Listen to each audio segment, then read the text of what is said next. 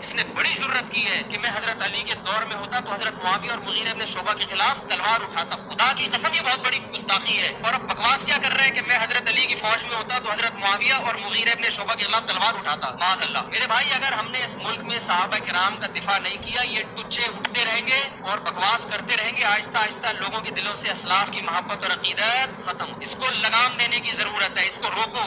اس کے خلاف بھرپور احتجاج ہونا چاہیے. اس کے خلاف FIR ہونی چاہیے. سوشل میڈیا پہ آپ کو بھرپور احتجاج کرنا چاہیے. تو جتنے بھی لوگ ہیں جن کے بھی چینل ہیں اس ٹاپک پر انجینئر کے خلاف بھرپور احتجاج کریں. اس کے چینل کو بند کرو, انسبسکرائب کرو. یہ بندہ ہمیں نہیں چاہیے. کسی قیمت پہ ہم اس کو نہیں برداشت کریں گے. آج یہ گستاخی کی ہے, کل اس سے بڑی گستاخی ہوگی اور لوگوں کے منہ کھل جائیں گے.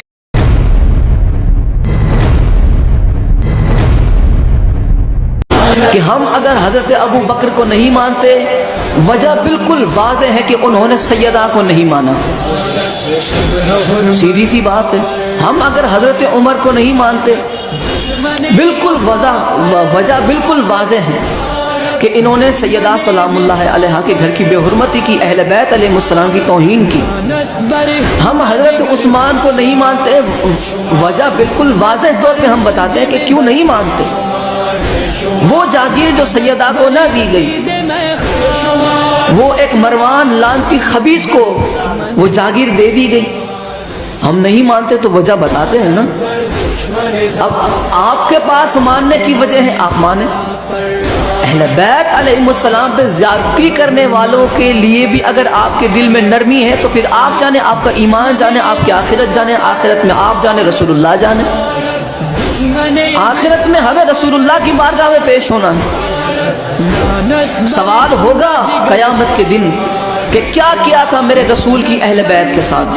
میں نے تو تم سے جو ہے مودت کا مطالبہ کیا تھا میرے رسول کی اہل بیت سے, اور کیا دیا تم نے؟ جو دیا ہے وہ لاؤ سامنے, اور فرشتے پھر اعمال پیش کریں گے. تو ہمارا یہ جو ہے کوئی پلان ایسا نہیں ہے, ہماری بالکل بھی یہ خواہش نہیں ہے کہ قیامت کے دن رسول اللہ کے سامنے جب ہمارا نامہ اعمال پیش کیا جائے تو اس میں ہمارے عقیدے میں کہیں یہ نہ لکھا ہو کہ سیدہ کو جھٹلانے والا تیرے عقیدے میں صدیق تھا. یہ ہمارا عقیدہ نہیں ہو سکتا. آپ کا عقیدہ ہے, آپ کو مبارک. ہم صدیق انہیں مانتے ہیں جنہیں قرآن نے صدیق کہا. ہم صدیق انہیں مانتے ہیں جنہوں نے زندگی کی ظاہری پہلی سانس سے زندگی کی ظاہری آخری سانس تک کبھی بھی کوئی گناہ کی طرف قدم نہیں بڑھایا, جو معصوم ہے, جنہیں اللہ نے قرآن میں معصوم کہا, رسول اللہ نے اپنے فرمان میں معصوم کہا. ہم انہیں صدیق مانتے ہیں. ہم انہیں صدیقہ مانتے ہیں کہ جنہیں اللہ نے صدیق اور صدیقہ کہا. ہاں, آپ جنہیں مانتے ہیں آپ مانیں, ہم آپ کو کوئی روک ٹوک نہیں ہماری طرف سے. مانیں آپ تو چاہے جو مانیں.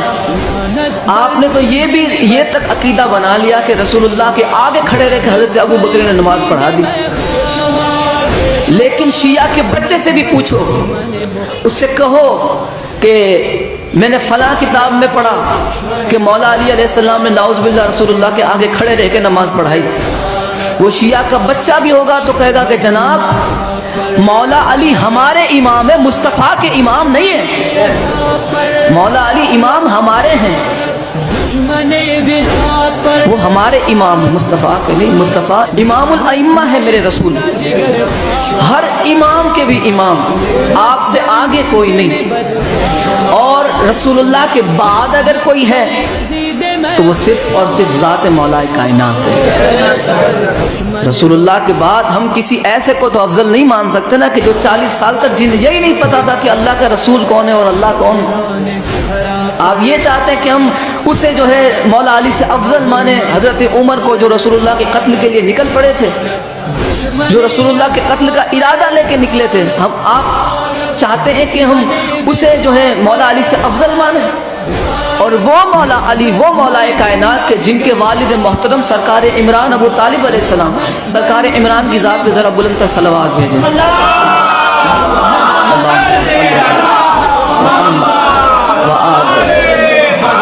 آپ یہ چاہتے ہیں کہ ہم اس حضرت عمر کو مولا علی پر ترجیح دیں, انہیں زیادہ مانیں کہ جو حضرت عمر رسول اللہ کے قتل کے ارادے سے نکلے.